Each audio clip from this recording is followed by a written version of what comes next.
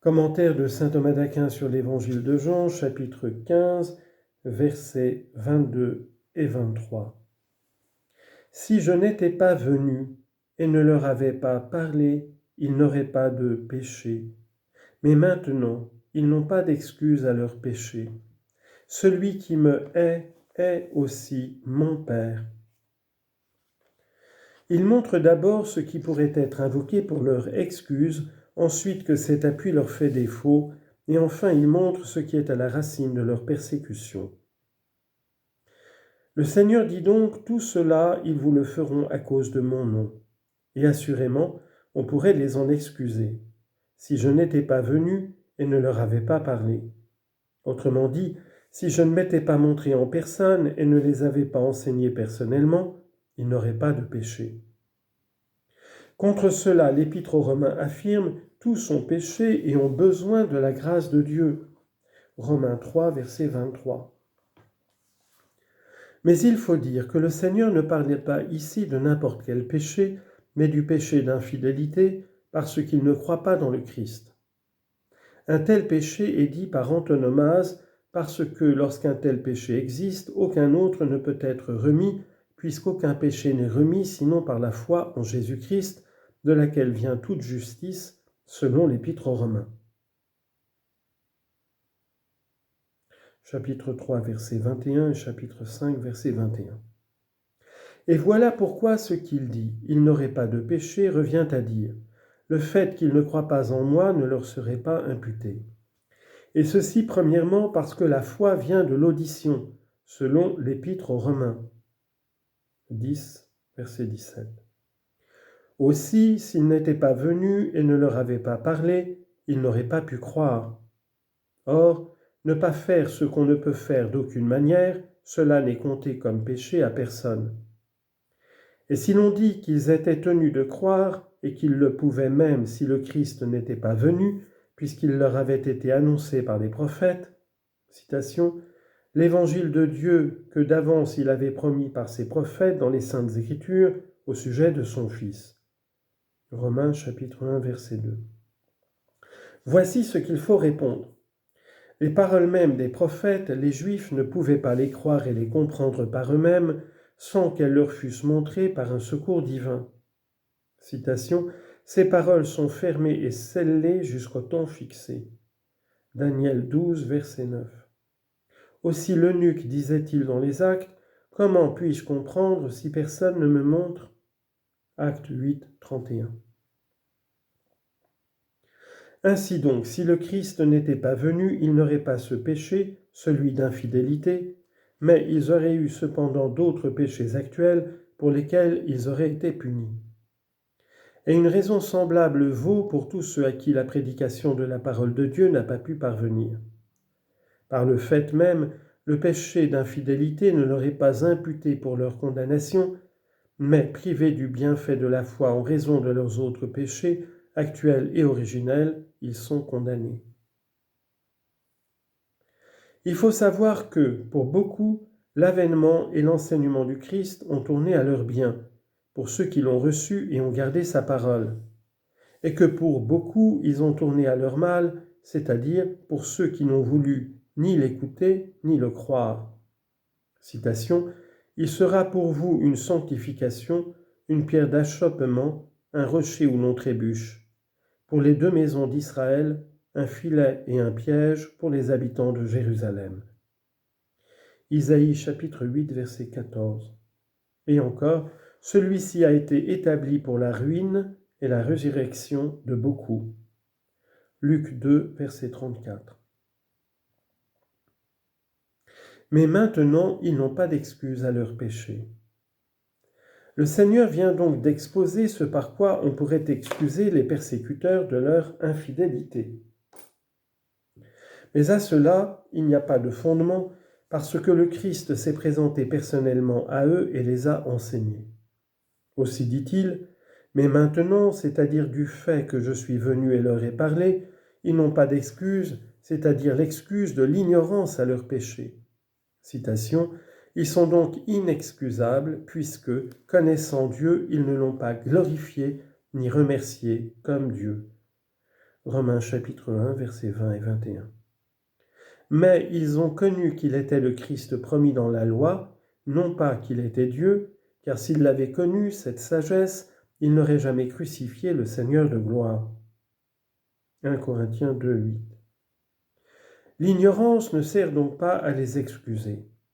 Puisqu'ils n'ont pas fait cela par ignorance, mais pour un autre motif, à savoir par haine, et en raison de leur malice bien déterminée.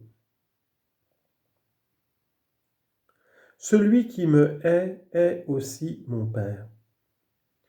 Le Seigneur ajoute cela comme pour dire « Leur péché, ce n'est pas l'ignorance, mais la haine qu'ils ont eue à mon égard, et cela parce qu'elle rejaillit en haine pour le Père. » En effet, puisque le Fils et le Père sont un dans leur essence, leur vérité et leur bonté, et que toute connaissance d'une réalité se fait par la vérité qui est en elle, et que semblablement tout ce qui est aimé l'est par la bonté qui est en lui, quiconque aime le Fils aime aussi le Père, et quiconque connaît l'un connaît l'autre semblablement.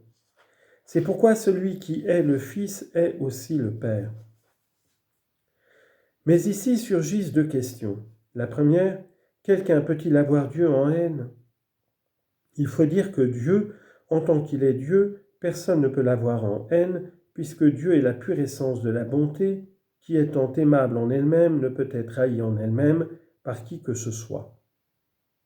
C'est d'ailleurs la raison pour laquelle il est impossible que quelqu'un de mauvais voie Dieu, car il est impossible que Dieu soit vu de quelqu'un qui ne l'aime pas. Mais celui qui aime Dieu est bon, aussi est-il incompatible que quelqu'un voie Dieu et soit mauvais. Cependant, on peut avoir Dieu en haine selon un autre point de vue. Par exemple, celui qui aime la volupté est Dieu en tant qu'il réprouve les jouissances des voluptés. Et celui qui cherche l'impunité est la justice punitive de Dieu. La deuxième question est la suivante. Personne ne peut avoir en haine ce qu'il ignore. Or les Juifs ignoraient le Père, comme l'a dit le Seigneur auparavant. Ils ne connaissent pas celui qui m'a envoyé. Jean 15, verset 21. Ce qu'il dit, il est aussi mon Père, ne semble donc pas vrai. Mais on doit dire, selon Augustin, que l'on peut aimer ou haïr quelqu'un qu'on n'a jamais vu et qu'on ne connaît pas en vérité, mais seulement d'après ce que l'opinion dit de lui en bien ou en mal. Et ceci peut arriver de deux manières. Soit on l'a en haine ou on l'aime pour sa propre personne, soit c'est à cause de ce qu'on raconte de lui. Par exemple, si j'entends dire que quelqu'un est un voleur, je le hais. Non pas que je connaisse ou haïsse sa propre personne, mais parce que j'ai de la haine pour tout voleur en général. C'est pourquoi, si quelqu'un était voleur et que moi je ne le sache pas, je l'aurais en haine sans toutefois savoir que je le hais. Les Juifs, quant à eux, avaient en haine le Christ et la vérité qu'il prêchait. Et comme la vérité même que le Christ prêchait était dans la volonté de Dieu le Père, ainsi que les œuvres qu'il faisait, de même comme il haïssait le Christ, il haïssait le Père, sans savoir que tout cela était dans la volonté du Père. Versets 24 à 25. Si je n'avais pas fait parmi eux des œuvres que nul autre n'a faites, ils n'auraient pas de péché. Mais maintenant ils ont vu et ils nous ont haïs, moi et mon Père. Mais c'est pour que s'accomplisse la parole qui est écrite dans leur loi, ils m'ont haï gratuitement. Que les persécuteurs soient inexcusables, le Seigneur le montre ici par l'évidence des signes, car il pourrait dire que ces paroles contre eux ne les ont pas convaincus.